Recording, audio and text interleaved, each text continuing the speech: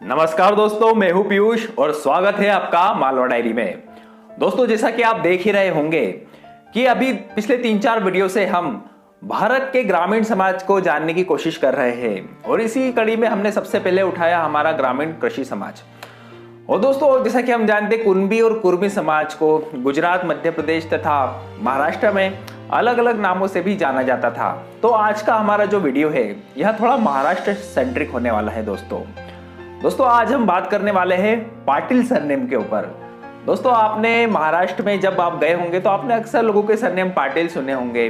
हमारे देश की राष्ट्रपति प्रतिभा पाटिल भी सरनेम आपने सुना होगा। स्मिता पाटिल जी, बॉलीवुड की एक्ट्रेस, उनका भी सरनेम आपने सुना होगा तथा कई सारे बड़े पॉलिटिशियन, उनका भी सरनेम पाटिल है। तो क्या है यह पाटिल सरनेम के पीछे की कहानी, आज हम जानते हैं। दोस्तों, पटेल सरनेम की तरह पाटिल सरनेम भी पाटीदार सरनेम से ही आया है।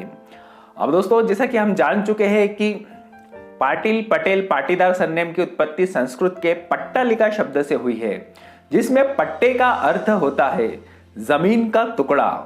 जी हाँ दोस्तों, और जो इस जमीन का मालिक होता है वही पाटिल, पटेल या पाटीदार कहलाता है।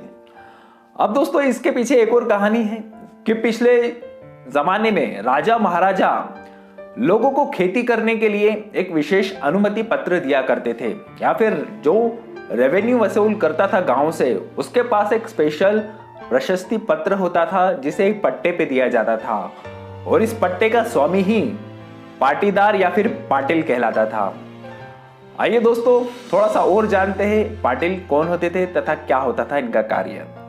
दोस्तों, महाराष्ट्र में जो पाटिल होता था वह गांव की 80 से 90% भूमि का स्वामी होता था। और पाटिल से ही मिलते जुलता एक और सरनेम है कुलकर्णी।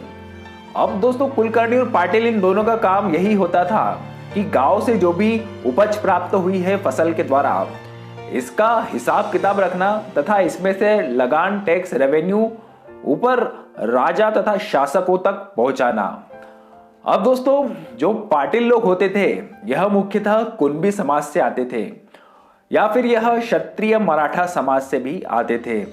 पाटिल दोस्तों एक जाति से जोड़कर देखना थोड़ा अलग होगा, क्योंकि पाटिल एक तरह की उपाधि है, एक तरह की पदवी है।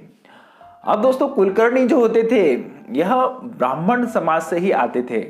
अब दोस्तों, इन दोनों के परिवेश के अनुसार, पाटिल और कुलकर्णी के परिवेश के अनुसार इन दोनों के कार्य भी उसी तरह विभाजित थे। जैसे कि पाटिल थोड़ा मसल पावर होते थे, थोड़ा गांव का दबंग शख्सियत होता था, और कुलकर्णी जो होते थे वह पढ़ाई लिखाई में बड़े अच्छे होते थे तथा हिसाब किताब का काम मुख्यतः कुलकर्णी ही किया करते थे। अब पाटिल लोग जब भी कोई किसान लगान देने में थोड़ी आनाकानी करता था तो उससे थोड़ा अपना ठास दिखा के उससे लगान वसूल करवा लेते थे। और दोस्तों, ऐसा कहा जाता है कि पाटिल लोग शुरुआत के समय में ज्यादा पढ़े लिखे नहीं होते थे, तो इस बात का फायदा कुलकर्णी लोग अक्सर उठा लिया करते थे। और पाटिल लोग जो सिर्फ अंगूठा टेक थे, अंगूठा लगाते थे, कई बार उनसे कुछ हेराफेरी करके अपना फायदा निकाल लिया करते थे।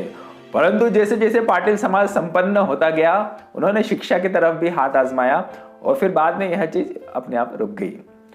दोस्तों, पटेल समाज की तरह ही पाटिल समाज भी 2 भागों में विभाजित है। पहला कड़वा पाटिल और दूसरा लेवा पाटिल।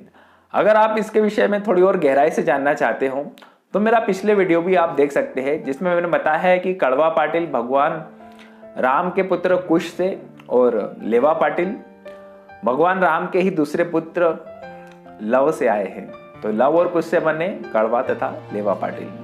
अब दोस्तों, पाटिल और कुलकर्णी के ऊपर एक और पदवी होती थी जिसे कहा जाता था देशमुख या देशपांडे। अब दोस्तों, देशमुख और देशपांडे क्या होते थे? जैसे कि पाटिल एक गांव का मुखिया होता था, तो देशमुख और देशपांडे के पास अंडर बहुत सारे गांव होते थे, और पाटिल और कुलकर्णी इनको रिपोर्ट करते थे, इनको हिसाब देते थे। और फिर देशमुख जो होता था वह सीधे राजा के संपर्क में होता था और वह टैक्स सीधे राजा को जाके जमा करता था, जिसे देशमुखी भी कहा जाता है। दोस्तों, महाराष्ट्र में जमींदारी की प्रथा को वतनदारी भी कहा जाता था। वतन शब्द वैसे तो फारसी का है, परंतु महाराष्ट्र में कई शब्द फारसी से आए हैं, जैसे कि पेशवा शब्द भी फारसी से आया है। तो यह वतनदारी शब्द तब से चल रहा है। दोस्तों, अगर आप इस विषय में रुचि रखते हैं तो आप हमारे चैनल पे बने रहिएगा, क्योंकि अगला वीडियो हमारा कुणबी समाज के ऊपर थोड़ी और गहराई में जाके अध्ययन करने में आपको सहायता देगा। और यदि आप इन समाज से ताल्लुक रखते हो तो आप जान पाएंगे कि क्या है आपका इतिहास और कैसे रहे थे आपके पूर्वज। दोस्तों, वीडियो को देखने के लिए धन्यवाद। हमारे चैनल को यदि आप देखना चाहते हैं तो सब्सक्राइब जरूर कर लीजिएगा।